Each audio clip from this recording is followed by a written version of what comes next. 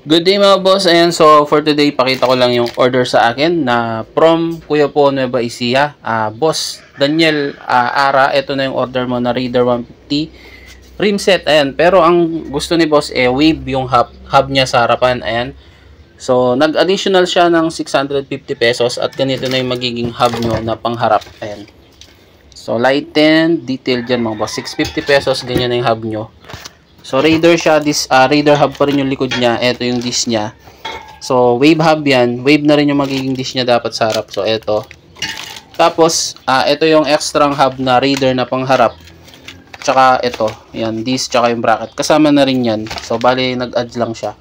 So halimbawa ayaw niya na yung pang wave. So pwede niyang ilagay ito. Ayan. Tapos meron na rin yung hub and mile spacer sa labas para dito sa kanyang wave hub tsaka front brake hose, king drag. Ayan, quality yan. So yun, common lang to. Yun, sa mga gustong mag wave hub sa harap, ayan, pwede naman mag-add na lang kayo 650 pesos para sa hub. Na ganyan na yung hub niya. Pwede rin small hub, mas mahal lang yung small hub. So ayan, free t-shirt. So gaya ng dati, free CNC bolts.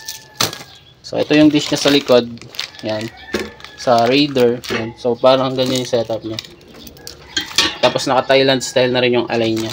SDR. So ayan. So kasama na yan ipapaship mga boss. So PM nyo na lang ako kung gusto nyo ng ganyang set. Or kung gusto nyo, may iba kayong gustong pagawa. So PM nyo lang ako mga boss.